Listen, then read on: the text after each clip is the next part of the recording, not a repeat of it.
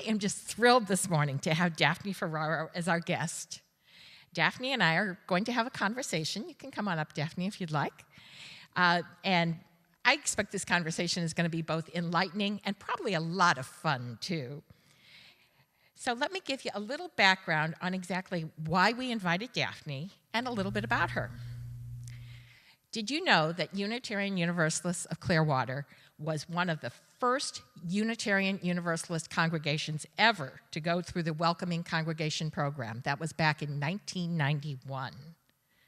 Welcoming Congregation is a designation by the UUA that assures LGBTQ+ members full participation in our faith community. And it indicates we celebrate diversity of sexual and gender identities and expressions. Continuously discovering ways to be inclusive to all individuals is critical to who we say we are as Unitarian Universalists. Now, as many of you know, Unitarian Universalists of Clearwater hosts meetings for the Safety Harbor chapter of PFLAG. PFLAG offers support for LGBTQ+ families and allies. In fact, on January 25th, UUC is partnering with PFLAG to host Drag Bingo in our social hall. That should be so much fun. I hope everybody is able to come to that. January 25th, put it on your calendar. It is through PFLAG Safety Harbor's president and founder, Wendy, that I got to know Daphne. Since the age of 4, Daphne has been dressing like a girl and telling people she was going to be a solid gold dancer. Her family encouraged her to make silly faces and act ridiculous as a young gay boy. And now she's made a career of it as a drag queen. Daphne got her start performing in high school theater and later became a Disney character actor, opening Fantasmic at the studios in Orlando. After her Disney days, she moved on to working the dinner theater circuit, earned a BFA in fashion design and marketing, interned with Vera Wang, that's pretty prestigious, and then entered the corporate world for a 15+ year career in marketing, project management, and operations. With a mix of professional design and stage experience, she's a unique right-left brain mix. This balance allows her to not only imagine, but also execute her wacky ideas. Daphne designs a lot of her own costumes. That is absolutely beautiful. I love that.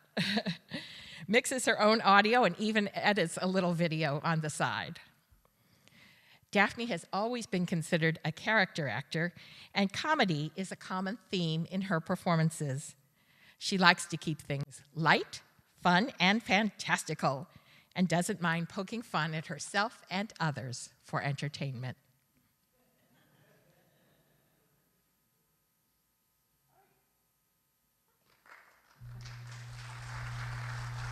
Yeah. Thank you.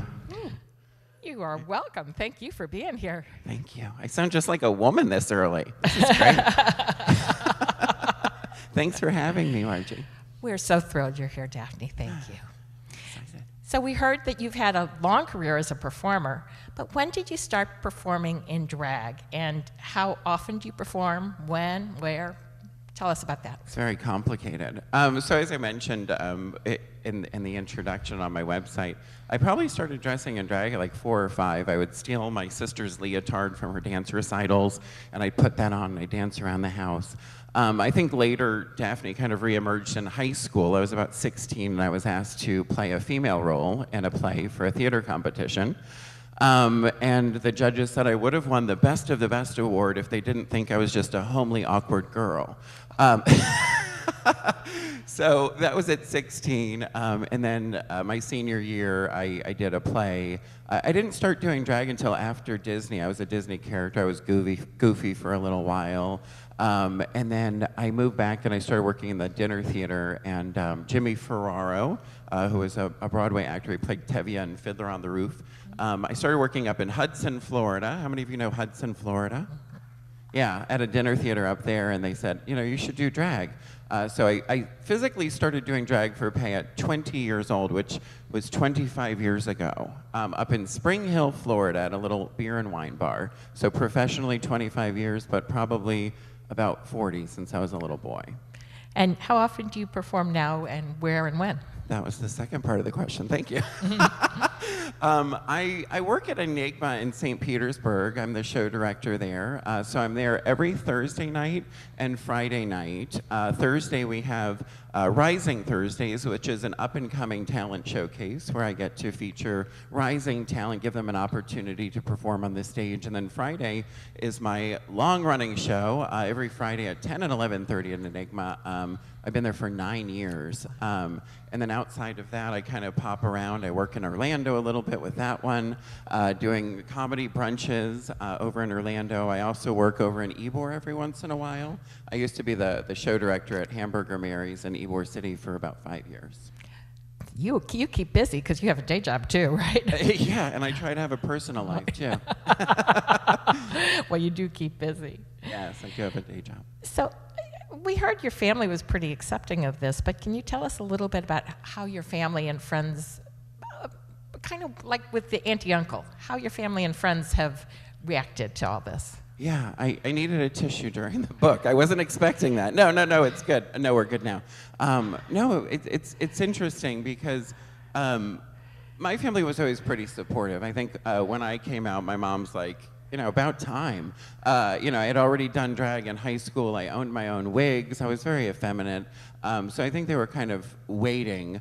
My father, on the other hand, was a retired New York City police officer. Yeah. So I come from a very long line of police officers. My father wasn't as accepting. In fact, he passed away when I was 25 years old, and I had just started to do drag, and I was living in their house, and I never really told him. So unfortunately, he passed away before he got to meet Daphne. But I think something that I've learned over the years is that out of trauma and tragedy, sometimes it brings people together. So after that point, my mother and my brother, who had never come to my show, wound up coming out. My mom became one of my biggest fans and drag hags that you would ever imagine. And they just became like the biggest support system. My mother has helped me with pageants. She's helped me sew dresses. And my family is amazing. I think all of my friends knew exactly who I was and what time it was. So when I came out, they were obviously very supportive as well. So I was very lucky. That's wonderful to hear. That's great. So in our opening words this morning, we were reminded that every part of us, each and every one of us, is beautiful. And Daphne, I've watched a lot of your videos online, and I get the sense that this is something you really affirm in your performances and in your life. So tell me a little bit about that. What does performing in drag mean to you, and how does it feed your spirit and your soul? Yeah, it's interesting because, drag queens, we're just humans like anybody else. So obviously we have those insecurities and those demons that we battle. But I feel like drag is my superhero. And it's kind of my superpower. It's allowed me to get indoors and do things that I never would have imagined before. So Daphne's kind of, that costume that I put on and my armor that allows me to be a stronger version of myself. And in some cases, speak up for people that don't have a voice or help people that need a little hand every once in a while. So drag feeds my soul every week. When I was unfortunately I was divorced several years ago, and I remember during this process and, when I was at my lowest and didn't want to leave my bed, drag was the thing that kept me going. Like, it literally brought me out of my house every Friday and gave me a purpose and something to look forward to every week. So in some ways, I feel like Daphne saved my life. That's incredible. That's really amazing. What are some highlights of your career, and have there been any kind of lowlights in there? Of course. Highlights, it's weird because I think every year when I get asked this question, it's always a different answer, but I kind of come back to some of the same things. I I produce shows, so my background is in theater and Disney. I'm a very creative person. So what I really love to do is produce full stage productions and shows. So I walked in today and said, do you ever do shows here? So I was already looking around trying to figure out where we were going to do this. But I produced a show several years ago, 15 years ago, as a benefit to send me to a pageant called The Evolution of Drag. Which basically was a show. It was about 15 people when we first started doing it. And it's a multimedia show that has video elements and audio and live action. It kind of goes between the two. But it's something that I wrote from the ground up, and I costumed and I casted. I did the video, I wrote the script, and it was my baby. So that's something I will always be very, very proud of. And to this point, we actually just did it back in April in Largo. How many of you have heard of the Central Park Performing Arts Center in Largo? Yeah, so we did it there on 4/20. Some people celebrate that holiday as well. But we did it there on April 20th, and we had over 400 people, and it sold out right here in Largo, a city that maybe has kind of a troubled past in some ways with our community. But other than that, I did during the pandemic, everything shut down. So a lot of my friends who were just bartenders, or that was their sole occupation, they were bartenders, they were performers, they had nowhere to turn and they had no income. In fact, one of them sitting here right now, my very best friend, was a bartender in Orlando, and I don't know, a lot of people, panic, and I go right to work. So I came up with an idea for a virtual show, which we went online. I had no idea. I'm not the most technically savvy person. I tried to do it on Instagram. It shut down. It was a mess. And then I found this streaming platform, and I put this show together, and I casted 6 people from throughout the world. It wasn't just Florida. We had somebody from, the UK 1 week? Yeah, and we casted 6 people, and it ran for 33 weeks during the pandemic. And we did the show completely virtually. I would collect the money, and I would distribute it to the cast. We raised about $20,000 that we put back into the community in 33 weeks, and I was able to help the people. That meant so much to me. That's incredible. Yeah. I think a lot of your career is giving back. Is that correct? Yes. Yeah. I think that's, like you said, we're warriors, and we're these figureheads and these people that are larger than life. And, I'm sorry I'm getting emotional, but I feel like I was made this large for a reason. We're the voice of the community. We're the people that have to be out there, and we have to do something first. Sorry, I wasn't expecting to get emotional. I'm a very sensitive person. I'm an Aquarius. So when the storm just blew through last week, I saw a post online. Somebody said, "Oh, we want to put together a benefit. I don't know. We need a venue." And I said, "Well, that's what I can do. I have a venue. Come do this." And we've put a benefit together. It's supposed to be weather permitting, this Thursday at Enigma. We're doing Helping After Helene benefit. I have got 30 performers who have volunteered their time for this benefit. It is the last Dragapalooza you will ever see, but all volunteering their time. And I'm taking the night off and donating my pay and donating my show. And my bar has been kind enough to donate all of the money that would have gone to the cast on that night. I cleared the calendar. I said, let's do it this Thursday. We've got a DJ. We've got 30 people performing. I have donations for raffle prizes from all over the place. Like, it's insane. But that's the thing I can do. And I saw a quote on Facebook. That's where I get all of my very important knowledge. And yes, she's sarcastic. So I saw a quote on Facebook, and it says, when you feel like you can't do anything, do something. And that's how I felt. Like, I literally last week, and many of you might actually relate with this, but I was diagnosed with bilateral arthritis in my hips. Severe, I know, what a terrible word. But I was home, and I was feeling sorry for myself, and I'm like, what do I do? And I'm like, I can organize a benefit. I can put an ad together. I can call these people. And that's what happened in a week. Dealing with your own struggles, like, you still can put that aside and think about other people. And I think that's what drag really allows me to do. That's incredible. Thank you for doing that. Yeah. It's my pleasure. I know it's probably not all fun and games being a drag performer in Florida in 2024 Can you talk a little bit about the political climate and how you kind of view that right now?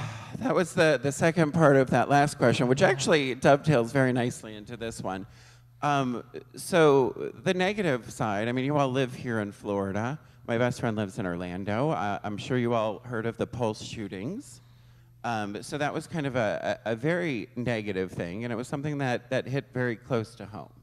And it's very, very scary. But I think what's scary about it is that the political climate, I think in some cases, drums up those sorts of behaviors and those actions and the violence and the misunderstandings. And I think that's what's so dangerous about what's going on or has gone on.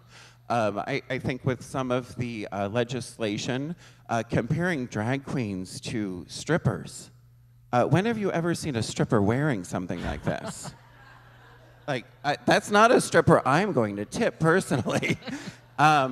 So, like, that's what we were being compared to. We were all pedophiles. We're all out, you know, to molest children. We're all out to be strippers. We're all sexually driven.